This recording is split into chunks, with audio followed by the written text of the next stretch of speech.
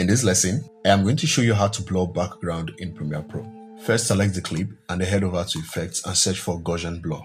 And then click and drag the effect onto the video clip and then head over to Effects Controls. Within Effect Controls, you are going to select the freehand Bezier or the free draw Bezier and then mask out the subject. After masking out the subject, you are going to track the mask by clicking on this track selected mask forward, and that is going to automatically track the subject.